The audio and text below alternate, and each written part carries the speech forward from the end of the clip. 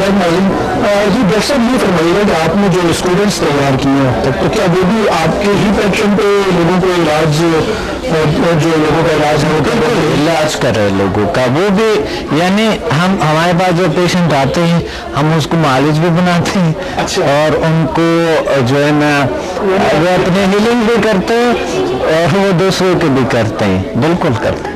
تو یہ بتائیے، یہ جو آپ کا ہے کہ سمدا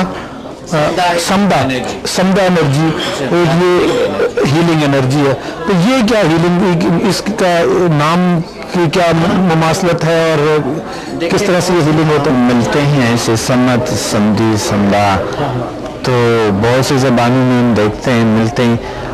یہ ایک ایسے نام ہے جو ایک یونیک سا نام ہے جو میں نے ان کو، یہ پرانا سا شفائی طاقتوں کے نام ہے جو کوئی 10,000 سال پرانا، کچھ لوگ کہتے ہیں 72,000 years ago یہ نام استعمال ہوتے تھے۔ تو الحمدللہ اللہ کا شکر ہے یہ کام کرتے ہیں، ورک کرتے ہیں، نام کوئی بھی دے دو ان کو، ہاں یہ کام کرتے ہیں۔ جی، یہ طریقہ علاج آپ میں جاننا چاہوں گا کہ کیا ہے، کس طرح سے آپ ہیلنگ کرتے ہیں؟ طریقہ علاج ایک میڈیٹیشن کی حالت میں لوگ ہوتے ہیں، مختلف قسم کی مائنڈ کی کچھ مختلف فریکوینسیز ہوتی ہے اور ہماری باڈی میں انرجی سینٹرز ہے جو ہم نہیں جانتے ہیں، جسے ایتھرک باڈی بھی کہتے ہیں، میگنیٹک پاور کے، جسے میگنیٹک وہ انرجی جو باڈی ہے وہ بھی کہتے ہیں۔ یہ مختلف قسم کے مختلف پیٹرنز پہ کام کرتے ہیں جو ہم اٹیون کرتا ہے، اٹیونمنٹ دیتا ہے، اٹیونمنٹ کے بعد لوگوں میں یہ پاور آتے ہے۔ اٹیونمنٹ کا ایک پروسیس ایسا ہوتا ہے جیسے کہ میڈیٹیشن کی حالت میں ایک انسان بیٹھ جائیں، ایسا ایک آسان سا ایزی حالت ہے، سکون کا ہے، خوشی کا ہے، بہت سکون فیل ہوتا ہے اس میں، ریلیکسیشن، اس کی کوئی سائیڈ ایفیکٹ نہیں۔ اچھا، کوئی بیماری بھی ہے خاص طور کی جس کے لیے یہ آپ علاج کرتے ہیں، یا کسی بھی بیماری کے لیے؟ کسی بھی بیماری کے الحمدللہ سے تمام physical and psychological diseases cure ہو جاتے ہیں۔ ذرا سمپل اس میں تھوڑی وضاحت کیجیے گا ہمارے ناظرین کے لیے تاکہ وہ جان سکیں کہ آپ کن کن بیماریوں میں علاج؟ ان سے نفسیاتی اور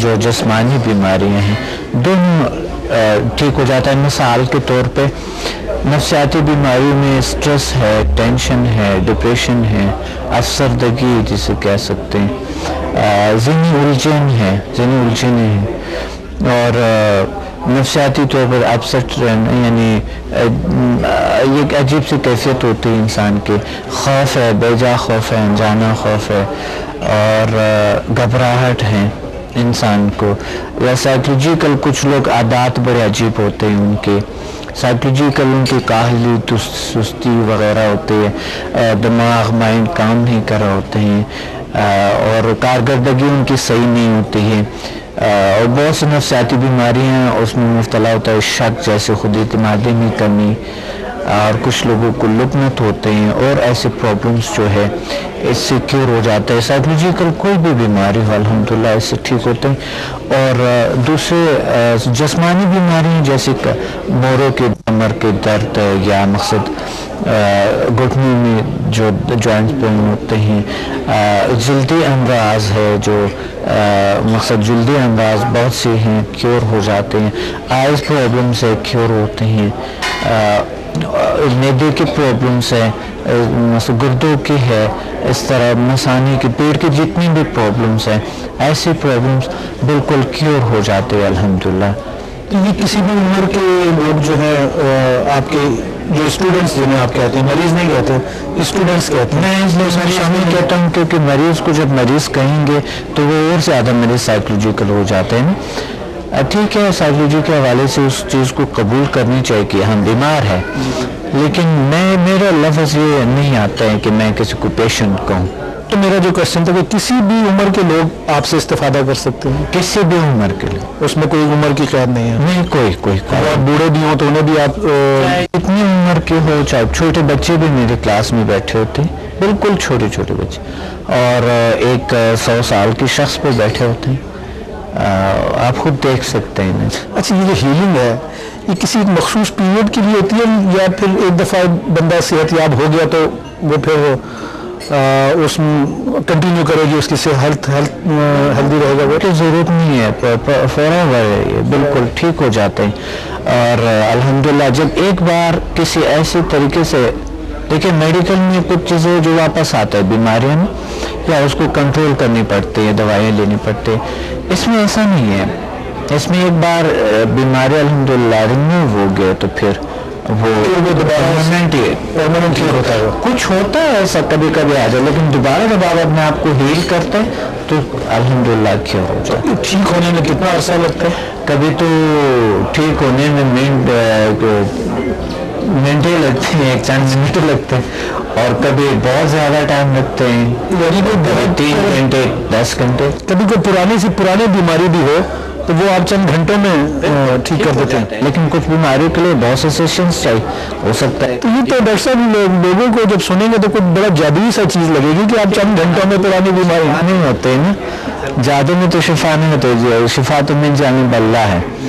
تو جادو میں تو شفا نہیں ہو سکتا ہے، شفا تو من جانب اللہ ہے. اور شفا کے لیے اگر کوئی نیگیٹو سوچتے ہیں اور وہ پازیٹیو پاور کو سمجھتے ہیں کہ یہ جادو ہے تو وہ تو گناہ گار اور اللہ کے بہت بڑے گناہ گار ہیں. تو شفا جو ہے نا وہ اللہ ہی دیتے ہیں. اور شفا اچھائی جو ہے وہ مذہب کا بیس ہے. ہر مذہب سکھاتے ہیں اچھائی، ہمارے دین اسلام سکھاتے ہیں اچھائی. تو اچھائی جو ہے وہ اچھائی کبھی کوئی نیگیٹو چیز نہیں ہو سکتا ہے نا. تو اس وجہ سے یہ اچھائی ہے، دوسروں میں ایک چینج، بہتر مثبت چینج لاتا ہے. سکھ کا زندگی ہے، یہ سکون کا ہے، اچھائیوں کا ہے. تو اس لیے شفا من جانب اللہ ہے. اور یہ جادو اور اس کے علاج کے لیے یہ نہیں کہ آپ کے کوئی پرماننٹ کوئی کلینکس ہوں کہیں پہ وہاں پہ پیشنٹ کو ایڈمٹ ہونا پڑتا ہے. میں آپ کو ایک بات کہہ دوں کہ ان کے کوئی سائیڈ افیکٹ نہیں. دنیا میں ہر طریقے کے سائیڈ افیکٹ ہوتے ہیں. حیرانگی کی بات یہ ہے کہ ابھی تک کسی کو ایک ذرے برابر کوئی نقصان، کوئی سائیڈ افیکٹ اس کا ہوا نہیں ہے. ڈاکٹر صاحب جب آپ کسی کو کوئی دوائی نہیں دیں گے تو اس کے سائیڈ افیکٹس کیا ہوتے ہیں؟ پھر سائیڈ افیکٹس میڈیسن یوز کرنے سے زیادہ تر لوگوں میں آپ کو بتاتا ہوں، میڈیسن جب ہم لیتے ہیں تو ہم جہاں پر پرابلم ہوتا ہے اس کو کیور کرنے کے لیے میڈیسن لیتے ہیں. صحیح، ٹھیک ہے، اسی کیور ہوئی یا نہیں ہوئی، لیکن میڈیسن کے مضر اثرات باڈی میں ہوتے ہیں. یہ ایسا طریقہ ہے کہ آپ کو وہ جو متاثرہ ہے وہ ریموو کرتا ہے، ختم کر دیتا ہے، یعنی وہ جو بیماری ہے، لیکن سائیڈ افیکٹس کوئی نہیں چھوڑتے ہیں. تو یہ بڑی بات ہے نا. تو میڈیسن کو زیادہ تو سمجھ آپ ایسے ہی بس گھومتے پھرتے لوگوں کا علاج کرتے ہیں، کوئی آپ کا پرماننٹ کوئی کلینکس نہیں ہے جہاں مریض کو داخل ہونا پڑتا ہو؟ اور نہیں، تو پرماننٹ تو کلینک تو ہے، انسٹیٹیوٹ ہے، یعنی پورا ایک آرگنائز انسٹیٹیوٹ ہے، TM رجسٹرڈ ادارہ ہے. تو یہ تو جیل سائنسز کے نام سے ایک بہت بڑا انسٹیٹیوشن ہے، ادارہ تو ہے. میں گھومتا پھرتا، مقصد ایسا ہے جہاں پر لوگ اکٹھے ہو جاتا ہے، اسٹوڈنٹس، جہاں پر جس طرح لاہور اسلام آباد میں اسٹوڈنٹس اکٹھے ہو کے تو میں جاتا ہوں نا، وہاں پر جا کے پھر میں ان کو کلاس دے دیتا ہوں. تو آپ کیا اس کے کیا آپ جو چارجز ہیں وہ وصول کرتے ہیں اس ٹریٹمنٹ کے؟ کوئی خاص چارجز کوئی نہیں ہوتے. دیکھیں جاپانی طریقہ علاج ہے، ریکی جسے کہتے ہیں، اس پہ اگر لوگ سیکھتے ہیں تو 12 لاکھ روپے پاکستان میں، اور تقریباً دوسرے ممالک میں تو آل کائنڈ آف ریکی پہ کوئی 50-60 سے زیادہ لاکھ روپے خرچ ہوتے ہیں. لیکن یہ سمدھا ہیلنگ سے فری ہو جاتا ہے، آٹومیٹیکلی اس میں آ جاتا ہے، وہ زیادہ ہم کوئی پیسہ نہیں لیتے ان سے. باقی چھوٹے موٹے فیس ہوتے ہیں جو مقصد جیل سائنسز انسٹیٹیوٹ کی جو اخراجات ہے اسی پورے ہوتے ہیں، اتنا خاص فیس نہیں لیتے.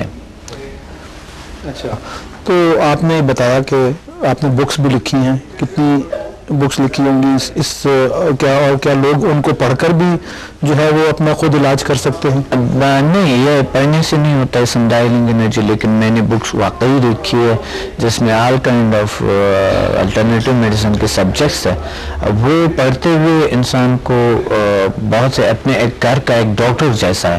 ایک بہترین کتاب میں نے لکھی جل سائنسز کے نام سے، ایک کتاب لکھی شفائی توانائی کی پوشیدہ دنیا میں ایک بہترین کتاب ہے. جل سائنسز دنیا میں ایک بہترین کتاب ہے. ایک دوسرے کتاب کے ماورائے علوم کا خلاصہ اور عمل، اور ایک کتاب ہے ڈپریشن کا جدید طریقہ علاج نیچرل طریقے سے، اور سمدھا ہیلنگ انرجی ہے، پیرانارمل سائنسز ہے، the secret word of healing energies ہے، کوشچن آن اسلام ہے.